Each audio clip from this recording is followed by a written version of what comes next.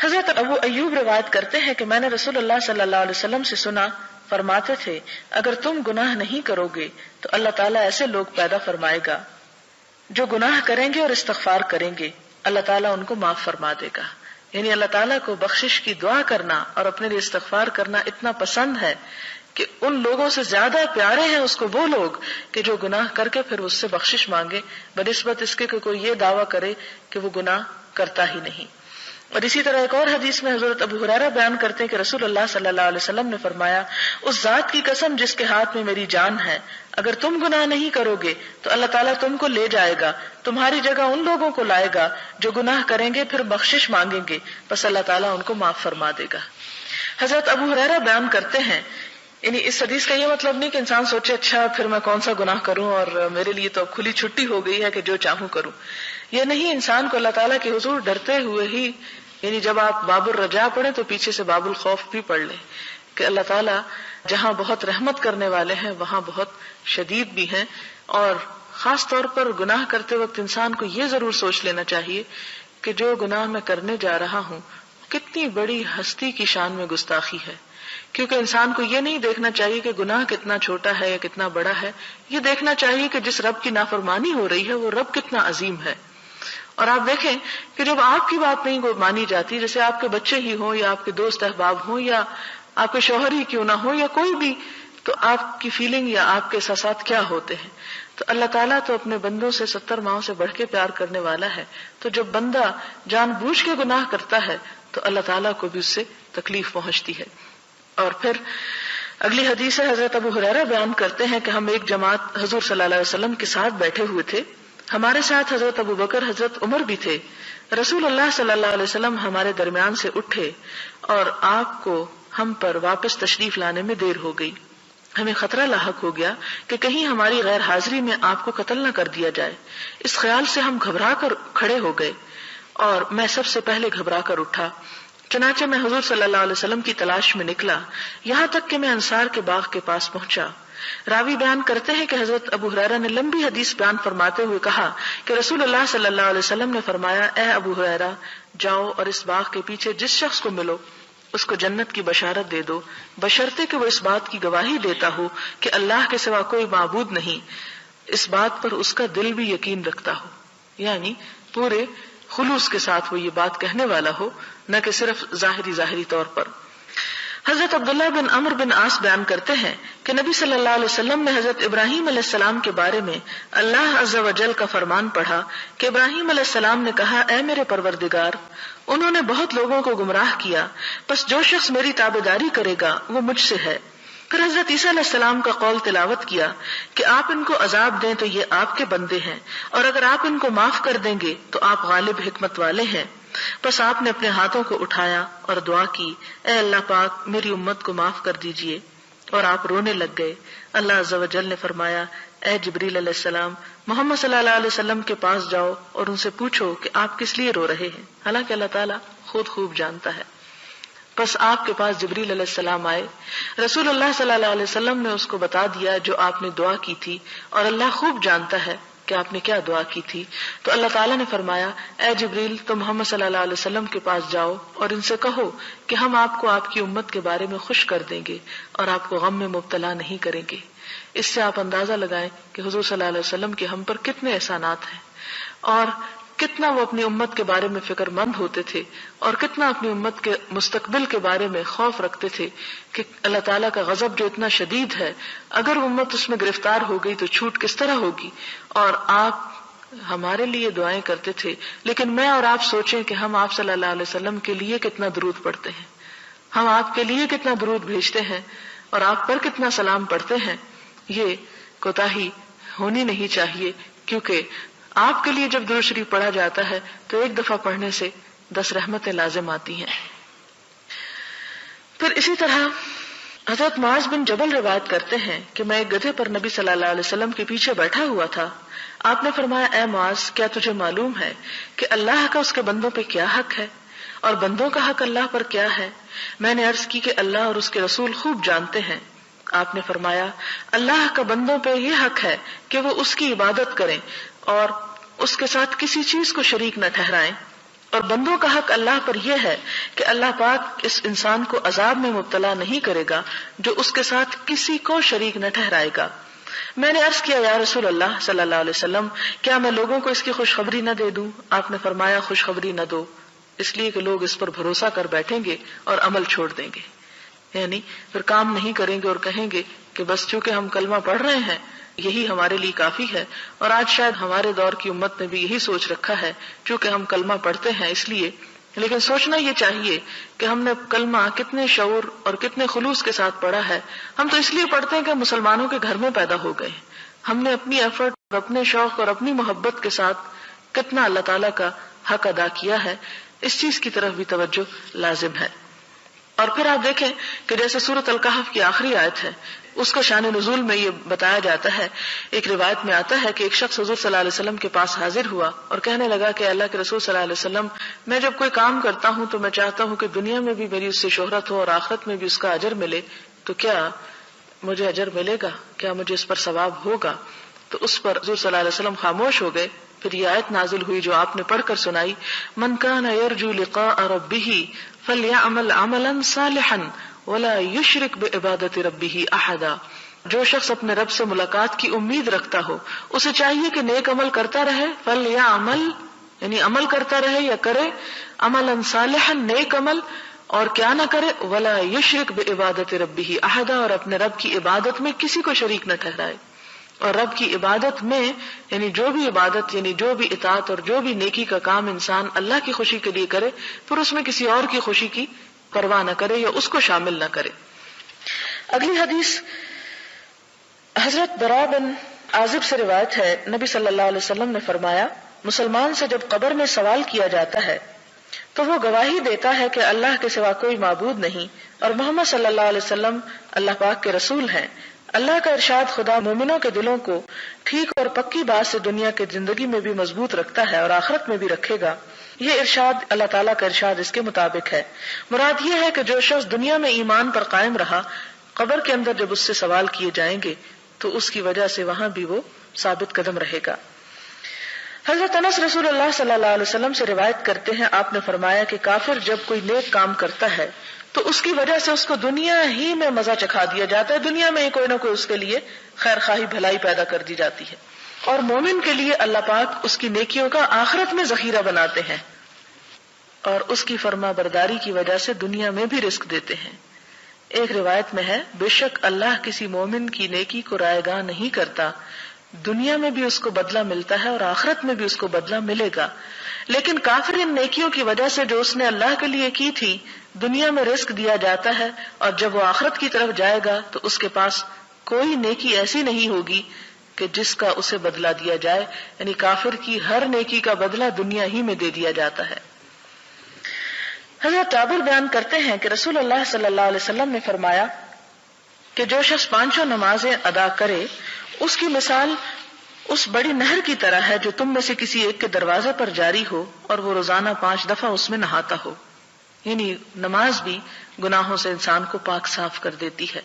اب آپ دیکھیں کہ حضور صلی اللہ علیہ وسلم نے اتنی بشارتیں دیں کہ اللہ تعالیٰ کلمہ پڑھنے والے مسلمان کو معاف کر دے گا، لیکن آپ ایک مثال ایسی نہیں ڈھونڈ سکتے صحابہ کرام کی زندگی میں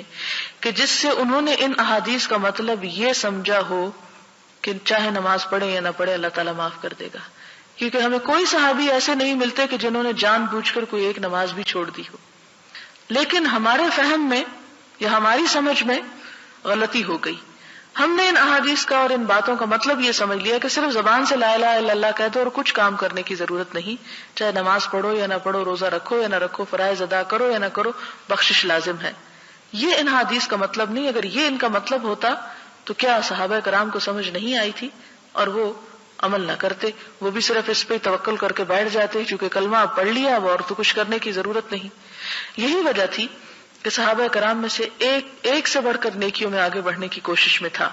کیونکہ انہیں اس بات کی اچھی طرح سمجھ آ چکی تھی کہ لا الہ الا اللہ کہنے کا مطلب یہ ہے کہ پھر اللہ کی اطاعت بھی کی جائے۔ پھر اسی طرح آپ صلی اللہ علیہ وسلم بیان کرتے ہیں کہ جو مسلمان مر جاتا ہے اور اس کے جنازے میں 40 آدمی شریک ہوتے ہیں جو اللہ کے ساتھ کسی کو شریک نہ بناتے ہوں، تو اللہ تعالیٰ اس میت کے بارے میں ان کی سفارش کو قبول فرمائے گا۔ اب یہ ہے کہ 40 بندے تو شریک ہو جائیں، لیکن یہ کیا معلوم کہ کس کا ایمان اور کس کا عقیدہ کس طرح کا ہے۔ آپ کو معلوم ہے کہ حضرت عثمان کو دفن کس طرح کیا گیا تھا؟ تاریخ میں پڑھا آپ نے کہ رات کے اندھیرے میں چھپ کر آپ کی بیوی نے آپ کو غسل دیا تھا اور چھپ کر آپ کو دفن کیا گیا تھا، آپ کا جنازہ برسر عام نہیں ہوا تھا۔ خیر ان لوگوں کو تو دنیا میں ہی جنت کی بشارت مل گئی تھی، میں تو صرف مثال یہ اس موقع پہ اس لیے دے رہی ہوں کہ ضروری نہیں کہ ہم اس انتظار میں بیٹھ جائیں کہ ہمارے 40 لوگ ہمارا جنازہ پڑھیں گے تو ہم بخشے جائیں گے۔ پہلے تو ہمیں کوئی گارنٹی نہیں کہ معلوم نہیں موت کہاں آتی ہے۔ اب دیکھیں کئی ایسے لوگ بےچارے فوت ہو جاتے ہیں، سمندر کی لہروں میں بہہ جاتے ہیں، کہیں اور کریش ہو جاتے ہیں کہ پھر ان کا جنازہ بھی نہیں پڑھا جاتا، یا کسی کو ایسے لاسٹ ایسی جگہ پہ گم ہو جاتے ہیں، ایسی جگہ پہ موت واقع ہو جاتی ہے کہ ڈھونڈنے سے میت بھی نہیں ملتی، تو جنازہ کہاں کا۔ تو اس لیے ان چیزوں پہ بھروسہ کر کے انسان کو عمل نہیں چھوڑ دینا چاہیے۔ لیکن یہاں یہ صرف امید دلانے والی بات ہے کہ اللہ تعالیٰ سے امید رکھنی چاہیے، اور دوسری بات یہ کہ انسان کو کوشش کرنا چاہیے کہ اس کے آس پاس اس کے ماحول میں ایسے لوگوں کی کثرت ہو، اس کا اٹھنا بیٹھنا، اس کی دوستی، اس کی تعلق ایسے لوگوں کے ساتھ ہو کہ جو اللہ تعالیٰ کے ساتھ شرک نہ کرنے والے ہوں اور نیکی پر قائم رہنے والے ہوں، کیونکہ عموماً جنازہ تو پھر وہی پڑھتے ہیں جو کسی کے ساتھ کوئی تعلق رکھتے ہیں۔ ہمارے ہاں تو یہ ہے کہ اگر سڑک پہ جاتے ہوئے دیکھ بھی رہے ہوں کہ کوئی جنازہ پڑھا جاتا ہے تو اس لیے لوگ آگے نہیں بڑھتے کہ وہ ہمارا کیا لگتا ہے، تو صرف وہ تعلق اور رشتہ داری یا کسی دوستی یا کسی محبت کی بنیاد پر۔ تو اس لیے انسان کی تعلق اگر دوستی ایسے لوگوں کے ساتھ ہے جو دنیا سے جانے کے بعد بھی انہیں دعائیں میں شریک رکھیں اور ان کے جنازے میں ان کی خلوص کے ساتھ مانگیں۔ ایک موقع پر حضور صلی اللہ علیہ وسلم نے کسی صحابی کا جنازہ پڑھا اور اتنی اچھی دعا کی کہ ایک اور صحابی ہے، مجھے نام یاد نہیں ہے اس وقت، انہوں نے یہ خواہش کی کہ میرا آج یہ دل چاہتا تھا کہ کاش یہ میت میں ہوتا اور مجھ پر اللہ کے رسول صلی اللہ علیہ وسلم اس طرح کی دعائیں پڑھتے۔ تو یہ قسمت کی بات ہوتی ہے کہ کسی کو کیا نصیب ہو جائے، اور وہ بھی اللہ تعالیٰ اپنی رحمت پھر اسی لیے کرتا ہے کہ وہ بندے اللہ تعالیٰ کی رحمت کو دعوت دیتے ہیں اور اس کے لیے فریادیں کرتے ہیں۔ پھر حضرت عبداللہ بن مسعود بیان کرتے ہیں کہ ہم نبی صلی اللہ علیہ وسلم کے ساتھ 40 انسان ایک خیمے میں تھے۔ آپ نے فرمایا کیا تم اس بات پر راضی ہو کہ تم تمام جنت والوں میں 1/4 ہو، یعنی جنت میں جتنے لوگ جائیں 1/4 تم لوگ ہو۔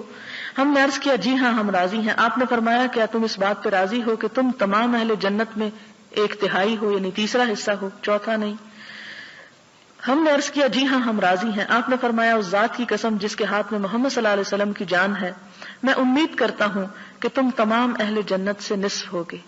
یعنی امت محمد صلی اللہ علیہ وسلم جنت والوں کا آدھا حصہ ہوگی، امید کرتا ہوں۔ اور یہ اس طرح ہے کہ جنت میں مسلمان کے سوا کوئی داخل نہ ہو سکے گا، اور تمہاری مثال مشرکین کے مقابلے میں اس سفید بال کی طرح ہے جو سیاہ رنگ والے بیل کے چمڑے میں ہوتا ہے۔ اندازہ کریں کہ دنیا میں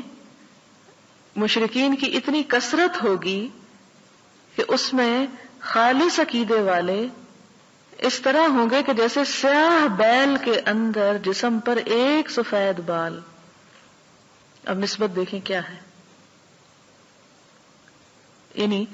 صرف زبان سے یہ کہہ دینا کہ لا الہ الا اللہ یہ کافی نہیں ہے، انسان کو ہر دم کوشش کرنی چاہیے کہ کہیں اس کی زبان سے کہیں اس کے عمل میں کوئی ایسا شرک کا عمل جو ہے وہ داخل نہ ہو جائے۔ آپ دیکھیں کہ ایک شخص حضور صلی اللہ علیہ وسلم کے پاس آتا ہے اور کہتا ہے کہ جو اللہ چاہے اور جو آپ چاہیں۔ آپ صلی اللہ علیہ وسلم کا چہرہ بدل جاتا ہے اور آپ فرماتے ہیں اجعلتنی للہ ندن، کیا تم نے مجھے اللہ کا شریک بنا دیا؟ نہیں، یوں کہو کہ جو اللہ چاہے اور بس، مجھے ساتھ شریک نہ کرو۔ اور پھر اسی طرح ایک اور جگہ پر آتا ہے اس طرح کہنا بھی شرک میں شامل ہو جاتا ہے کہ اگر کتا نہ ہوتا تو میرے گھر میں چور داخل ہو جاتے، یعنی اس قسم کے کلام میں اس طرح کی شرکیہ باتیں جو ہیں ان سے بھی منع کیا گیا۔ اور اسی طرح نماز روزہ جو بھی نیکی انسان کرے صرف خدا کی رضا کے لیے کرے، اس لیے نہ کرے کہ لوگوں کے درمیان اس کو نیکی کی شہرت حاصل ہو۔ تو یہاں پر آپ دیکھیں کہ آپ نے فرمایا، یہ دوبارہ آپ دیکھیں تاکہ اچھی طرح سمجھ میں آئے کہ تمہاری مثال مشرکین کے مقابلے میں، یعنی جنت میں جانے والے اہل ایمان کی مثال مشرکین کے مقابلے میں اس سفید بال کی طرح ہے جو سیاہ رنگ والے بیل کے چمڑے میں ہوتا ہے۔ چمڑا یعنی اسکن کے اوپر جتنے بال اگے ہوتے ہیں ان میں سے ایک سفید بال کی طرح، یا اس سیاہ بال کی طرح جو سرخ رنگ کے بیل کے چمڑے میں ہوتا ہے۔ یعنی باقی سارے کا سارا بال سرخ ہے، ایک بال سیاہ ہے، یا باقی سارے کا سارا سیاہ ہے اور ایک بال سفید ہے۔ حضرت ابو موسیٰ اشعری بیان کرتے ہیں کہ رسول اللہ صلی اللہ علیہ وسلم نے فرمایا، جب قیامت کا دن ہوگا تو اللہ تعالیٰ ہر مسلمان کو ایک یہودی یا عیسائی دے کر فرمائے گا کہ دوزخ سے تیرا نجات حاصل کرنا اس کے بدلے میں ہے۔ ایک روایت میں نبی صلی اللہ علیہ وسلم نے فرمایا کہ مسلمان قیامت کے دن پہاڑوں جیسے گناہوں کو لے کر آئیں گے، لیکن اللہ تعالیٰ ان کو معاف کر دے گا، یعنی ان کے ایمان کی وجہ سے اور ان کی توحید کی وجہ سے۔ اور پھر یہ کہ یہ دفع الی کل مسلم، اس کا مطلب حضرت ابو ہریرہ کی حدیث سے واضح ہو رہا ہے کہ ہر آدمی کے لیے ایک مقام جنت میں ہے اور ایک جہنم میں۔ پس ایماندار انسان جب جنت میں داخل ہو جائے گا تو کافر اس کی جگہ دوزخ میں جائے گا۔ وہ حدیث آپ کو یاد ہوگی کہ حضور صلی اللہ علیہ وسلم نے فرمایا کہ جب بندہ قبر میں ہوتا ہے تو اس کا ٹھکانہ جو ہے وہ جنت یا دوزخ جو بھی ہوتا ہے اسے دکھایا جاتا ہے، اور اس کے ساتھ اس کو اگر جنتی ہے تو دکھایا جاتا ہے، اگر تم جہنمی ہوتے تو وہ تمہارا ٹھکانہ ہوتا ہے، اور اسی طرح جو جہنم کا شخص ہوتا ہے اس کو دکھایا جاتا ہے اگر تم جنتی ہوتے تو تمہارا جنت میں وہ جگہ تھی۔ اب قیامت کے دن ان جگہوں کا تبادلہ ہو جائے گا، مسلمان کے مومن کے جہنم والی جگہ پر کافر چلا جائے گا، اور کافر کے لیے جو جنت کا ٹکڑا رکھا ہوا تھا اور وہ اس کا اہل نہیں بنا، اس کی جگہ مسلمان چلا جائے گا، وہ تبادلہ ہو جائے گا اس طرح۔ اب آپ دیکھیں کہ جنت اور جہنم جیسا کہ آپ صلی اللہ علیہ وسلم نے فرمایا کہ چٹیل میدان ہے، اس کے سوا کچھ نہیں، تمہاری نیکیاں یا برائیاں اس میں وہ جو کچھ اگا دیتی ہیں جو تم چاہتے ہو، یعنی جیسے تم عمل کرو گے ویسے ہی وہ۔ اب دیکھیں کہ جیسے مثال کے طور پر اگر کسی شخص کے پاس کسی ایسی جگہ پر زمین کا ٹکڑا ہو جو بہت ہی زرخیز ہو لیکن وہ اس میں کچھ نہیں اگاتا، تو آپ دیکھیں گے کہ اگا ہوا تو اس میں پھر بھی بہت کچھ ہوتا ہے قدرتی بارشوں کی وجہ سے، لیکن جھاڑ جھنکاڑ کانٹے خضرا پودے بیکار قسم کے اگاتے ہیں۔ اور اسی کے مقابلے میں ایک دوسرا شخص اسی لینڈ کے اوپر جب محنت کرتا ہے کوشش کرتا ہے تو بہترین پھلدار درخت حاصل کرتا ہے جس سے اسے بہت فائدہ حاصل ہوتا ہے۔ تو بالکل اسی طرح اگر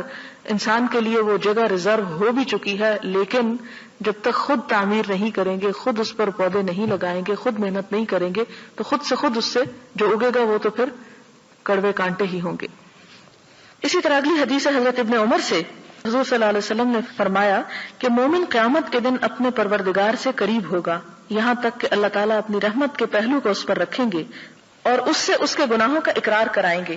بس اللہ تعالیٰ فرمائے گا کیا تم اپنے فلاں گناہ کو پہچانتے ہو؟ وہ کہے گا اے پروردگار میں پہچانتا ہوں۔ اللہ فرمائے گا تیرے ان گناہوں پر دنیا میں پردہ ڈالا میں نے اور آج بھی میں تیرے ان گناہوں کو معاف کرتا ہوں، بس اس کو اس کی نیکیوں کا اعمال نامہ دے دیا جائے گا۔ کتنا رحیم ہے رب کہ دنیا میں بھی انسان کیا کچھ خطائیں نہیں کرتا لیکن اللہ تعالیٰ انہیں لوگوں کی نگاہوں سے چھپائے رکھتا ہے۔ فرمایا کہ دیکھو دنیا میں بھی چھپایا تھا، آج بھی چھپاتا ہوں اور تجھے معاف کر دیتا ہوں۔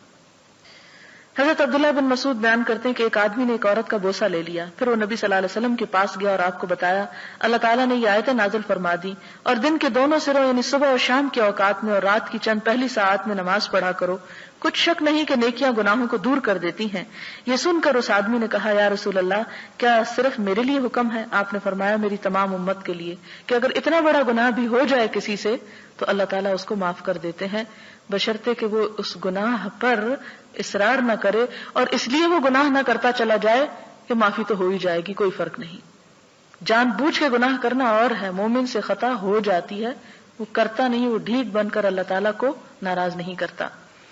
حضرت انس بیان کرتے ہیں کہ ایک آدمی نبی صلی اللہ علیہ وسلم کی خدمت میں حاضر ہو کر کہنے لگا یا رسول اللہ میں حد کے کام کو پہنچا ہوں، یعنی مجھ سے جرم ہوا ہے کہ مجھ پہ حد جاری ہو، اس پر لہٰذا مجھ پہ حد قائم کریں۔ اسی اسنا میں نماز کا وقت ہو چکا تھا، اس آدمی نے رسول اللہ صلی اللہ علیہ وسلم کے ساتھ نماز ادا کی۔ جب نماز ختم ہو چکی تو اسی آدمی نے عرض کیا یا رسول اللہ میں حد کے کام کو پہنچا ہوں، مجھ پر اللہ کی کتاب کا حکم نافذ فرمائیں۔ آپ نے فرمایا کیا تو ہمارے ساتھ نماز میں موجود تھا؟ اس نے کہا جی ہاں۔ فرمایا تجھے معاف کر دیا گیا۔ اور اس میں حد سے مراد یہ ہے کہ ایسا گناہ جو قابل تعزیر ہے، ورنہ یہاں حد سے مراد حقیقی حد نہیں ہے جیسے کہ زنا کی حد یا شراب پینے کی حد، اس لیے کہ یہ حدود نماز پڑھنے سے ساقط نہیں ہوتی اور نہ ہی کسی حاکم کے لیے جائز ہے کہ ایسے مجرم کو معاف کر دے۔ اور اس کے بارے میں آپ دیکھیں کہ حضور صلی اللہ علیہ وسلم کے طرز عمل سے یہ بات ثابت ہے کہ آپ نے حدود نافذ کی۔ یہاں مراد یہ کہ ایسا کوئی گناہ کہ جس پر سزا مل سکتی تھی اور آپ کو معلوم ہوگا کہ حد اور تعزیر میں فرق کیا ہے. مثلا آپ دیکھیں کہ شراب پینے پر تو 80 کوڑوں کی حد مقرر ہے، لیکن اگر کوئی شخص کسی اور چیز کا جیسے ہیروئن وغیرہ کا نشہ کر لیتا ہے اور اس میں وہ نشے میں مست ہو جاتا ہے تو اس صورت میں اس پر حد شراب والی نافذ نہیں ہوگی بلکہ تعزیر ہوگی. تعزیر سے مراد یہ ہے کہ حاکم وقت فیصلہ کرے گا کہ اس کا یہ جرم کس وجہ سے ہے، کس درجے کا ہے اور اس پر اس کو کتنی سزا ملنی چاہیے. تو یہاں پر یہ کہ اس سے کوئی ایسا گناہ سرزد ہوا تھا کہ جس پر اسے سزا دی بھی جا سکتی تھی اور معاف بھی کی جا سکتی تھی، لیکن حدود جو ہیں ان کا نافذ کرنا جو ہے، جیسے سورۃ نور میں آپ پڑھ سکتے ہیں کہ اللہ تعالیٰ فرماتے ہیں کہ سورۃ انزلناہا وفرضناہا، یہ ایک ایسی سورت ہے جسے ہم نے نازل کیا اور ہم نے اسے فرض کیا. اور اس کی تفسیر میں اگر آپ پڑھیں تو آپ نے دیکھیں کہ حضور صلی اللہ علیہ وسلم نے فرمایا کہ ایک ایسا حاکم جو کسی حد میں اگر 1 کوڑے کا اضافہ کرتا ہے تو وہ بھی جہنم میں ہے، اور اگر 1 کوڑے کی کمی کر دیتا ہے تو وہ جہنم میں. قیامت کے دن جب اللہ تعالیٰ اس سے پوچھیں گے کہ تم نے ایسا کیوں کیا، تو جس نے زیادہ کی ہوگی وہ کہے گا کہ اس لیے تاکہ لوگ عبرت پکڑے. تو آپ نے فرمایا، اللہ تعالیٰ فرمائے گا کہ نہیں، تجھے یہ اختیار نہیں کہ تو اس میں 1 کی بھی اضافہ کر. اور اگر کسی نے 99 مارے اور 100 چھوڑ دیا، اگر 100 کوڑے پڑنے تھے تو وہ اللہ تعالیٰ کو عرض کرے گا کہ میں نے رحم کہا کہ 1 معاف کر دیا. تو اللہ تعالیٰ فرمائیں گے کہ تجھے اختیار نہیں تھا کہ تو معاف کر دیتا. لہٰذا اللہ تعالیٰ کی حدود کو جہاں تک نافذ کرنے کا تعلق ہے وہ تو نافذ ہوں گی ہی، لیکن یہاں حد کا لفظ اپنے ٹیکنیکل ٹرم میں نہیں آیا بلکہ عام معنی میں آیا کہ اللہ کے رسول صلی اللہ علیہ وسلم مجھ سے کوئی گناہ ہو گیا، آپ مجھے سزا دیں تاکہ میرا گناہ دھل جائے. تو اس سے آپ اندازہ لگائیں کہ صحابہ کرام جان بوجھ کے گناہ نہیں کرتے تھے، اگر ہو بھی جاتا تو پھر فوراً آ جاتے اللہ کے رسول صلی اللہ علیہ وسلم کے پاس کہ دنیا میں ہی ابھی سزا مل جائے. اس سے یہ پتہ چلتا ہے کہ اس کا یہ مطلب نہیں کہ انسان اس امید پر ٹھنڈے دل سے گناہ کرے کہ کیونکہ معاف ہونا ہے اس لیے میں گناہ کر لوں پھر معافی مانگ لیں گے. جیسے کہ وہ حضرت یوسف علیہ السلام کے بھائیوں نے کہا تھا کہ تم کیا کرو، یوسف کو قتل کر دو، وَتَكُونُوا مِن بَعْدِهِ قَوْمًا صَالِحِينَ، اور اس کے بعد تم نیک بن جانا. تو یہ کس کو دھوکہ دیتا ہے انسان؟ اللہ تعالیٰ کو نہیں. انسان اگر کبھی انسان ہونے کے ناطے جب خطا کر لیتا ہے تو ان گناہوں کی بخشش کا یہاں پر ذکر کیا جا رہا ہے. پھر حضرت انس بن مالک بیان کرتے ہیں کہ رسول اللہ صلی اللہ علیہ وسلم نے فرمایا، بے شک اللہ تعالیٰ اس بندے سے راضی ہوتا ہے جو کھانا تناول کرتا ہے تو الحمدللہ کہتا ہے، یا پانی پیتا ہے تو الحمدللہ کہتا ہے، یعنی نعمت کا پھر وہ ایک طرح سے شکر ادا ہو جاتا ہے. حضرت ابو موسیٰ روایت کرتے ہیں کہ نبی صلی اللہ علیہ وسلم نے فرمایا، بے شک اللہ رات کے وقت اپنے ہاتھ کو پھیلاتا ہے تاکہ دن بھر گناہ کرنے والے توبہ کریں، اور دن کو اپنا ہاتھ پھیلاتا ہے تاکہ رات بھر گناہ کرنے والے توبہ کر لیں. یہ سلسلہ قائم رہے گا جب تک کہ سورج مغرب کی طرف سے طلوع نہ ہو جائے. حضرت ابو نجیح عمر بن ابسہ السلمی روایت کرتے ہیں کہ دور جاہلیت میں سمجھتا تھا کہ لوگ گمراہی پر ہیں، چونکہ وہ بتوں کی پوجا کرتے تھے، اس لیے میرے نزدیک وہ صحیح دین پر نہ تھے. چنانچہ میں نے سنا کہ مکہ میں ایک آدمی ہے جو لوگوں کو نئی نئی خبریں دیتا ہے، یعنی حضور صلی اللہ علیہ وسلم کی طرف اشارہ ہے. میں اپنی سواری پر سوار ہو کر اس کے پاس گیا تو میں کیا دیکھتا ہوں کہ وہ رسول اللہ صلی اللہ علیہ وسلم ہیں، چھپ چھپ کر رہتے ہیں، اور اس کی قوم ان کی مخالفت میں بڑی دلیر ہے. میں ایک جگہ بلطائف الحیل میں ان کی خدمت میں حاضر ہوا. میں نے عرض کیا، یعنی آپ چونکہ چھپ چھپ کے عبادت کرتے تھے اس لیے خاص جگہ کا نام ہے کہ وہاں میں حاضر ہوا. میں نے عرض کیا کہ آپ کون ہیں؟ آپ نے فرمایا میں نبی ہوں. میں نے عرض کیا نبی کس کو کہتے ہیں؟ آپ نے فرمایا مجھے اللہ نے رسول بنا کر بھیجا ہے. میں نے عرض کیا کیا چیز دے کر بھیجا ہے؟ آپ نے فرمایا مجھے صلہ رحمی کرنے اور بتوں کو توڑنے کے لیے بھیجا ہے، نیز اس لیے کہ اللہ کو ایک سمجھا جائے، اس کے ساتھ کسی کو شریک نہ ٹھہرایا جائے. میں نے عرض کیا اس دین پر آپ کے ساتھی کون ہیں؟ فرمایا ایک آزاد ایک غلام. ان دنوں میں ابھی تک حضرت ابو بکر اور حضرت بلال اسلام کے دائرے میں داخل ہوئے تھے. میں نے عرض کیا میں آپ کا تابع دار ہوں. آپ نے فرمایا ان حالات میں آپ کے لیے میری تابع داری کرنا مشکل ہے. لوگوں کا جو میرے ساتھ طرز عمل ہے وہ آپ کے سامنے ہے. ابھی آپ اپنے گھر واپس چلے جائیں، جب آپ سنیں کہ مجھے غلبہ حاصل ہو چکا ہے تو میرے پاس آ جانا. وہ بیان کرتا ہے کہ میں اپنے گھر چلا گیا. جب رسول اللہ صلی اللہ علیہ وسلم ہجرت فرما کر مدینہ تشریف لے گئے تو ابھی تک میں گھر میں ہی تھا اور آپ کے بارے میں خبریں معلوم کرتا رہتا تھا اور لوگوں سے پوچھتا رہتا تھا، یہاں تک کہ میرے گھر والوں میں سے ایک جماعت مدینہ گئی. واپسی پر میں نے ان سے پوچھا کہ اس آدمی کا کیا حال ہے جو مدینہ میں آیا ہوا ہے. انہوں نے جواب دیا لوگ تیزی کے ساتھ اس کی طرف جا رہے ہیں. اس کی قوم نے اس کو قتل کرنے کا منصوبہ بنایا تھا لیکن وہ اسے قتل نہ کر سکے. یہ سن کر میں مدینہ آیا، آپ کی خدمت میں حاضر ہوا. عرض کیا یا رسول اللہ صلی اللہ علیہ وسلم آپ مجھے پہچانتے ہیں؟ فرمایا ہاں تو وہی انسان ہے جو مجھے مکہ میں ملا تھا.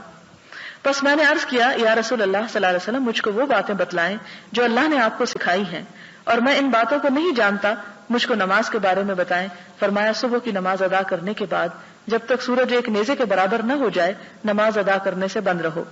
اس لیے کہ سورج شیطان کے 2 سینگوں کے درمیان طلوع ہوتا ہے،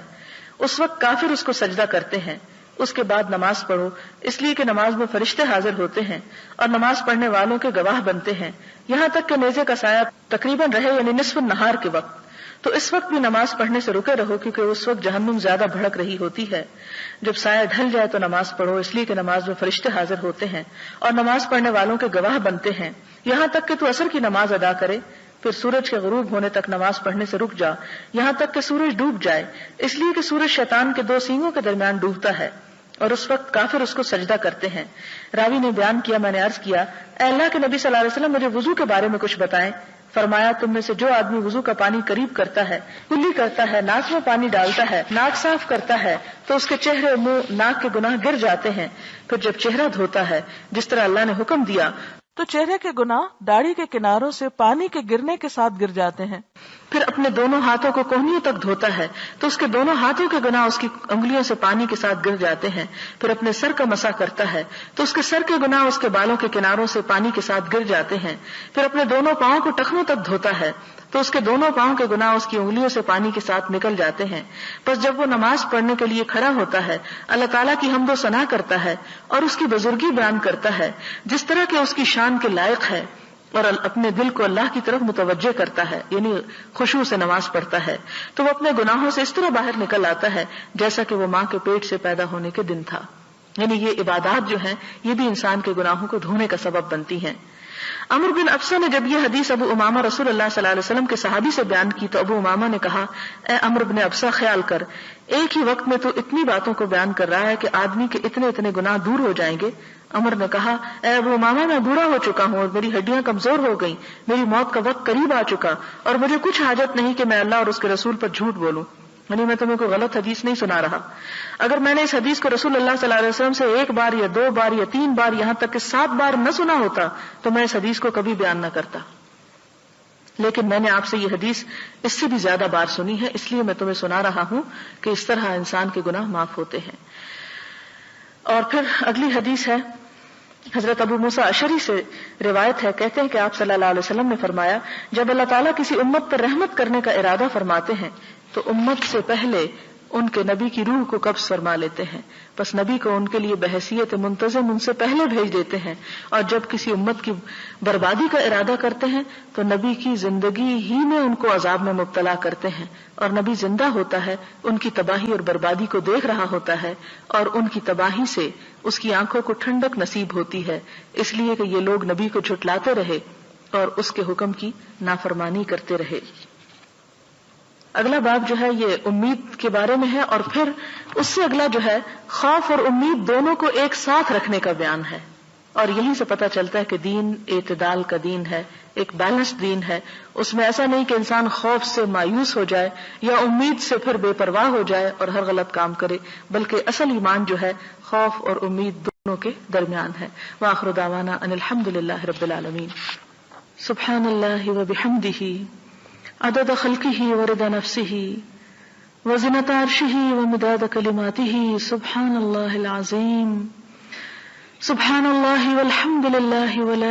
الہ الا اللہ واللہ اکبر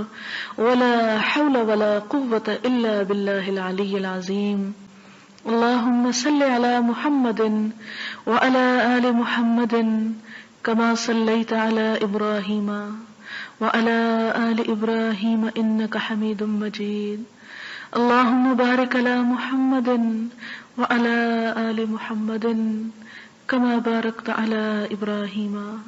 وعلى آل إبراهيم إنك حميد مجيد۔ ربنا ظلمنا أنفسنا وإن لم تغفر لنا وترحمنا لنكونن من الخاسرين۔ ربنا آتنا في الدنيا حسنة وفي الآخرة حسنة وقنا عذاب النار۔ ربنا لا تزغ قلوبنا بعد إذ هديتنا وهب لنا من لدنك رحمة إنك أنت الوهاب۔ ربنا أفرغ علينا صبرا وثبت أقدامنا فانصرنا على القوم الكافرين ربنا افرغ علينا صبرا وتوفنا مسلمين ربنا هب لنا من ازواجنا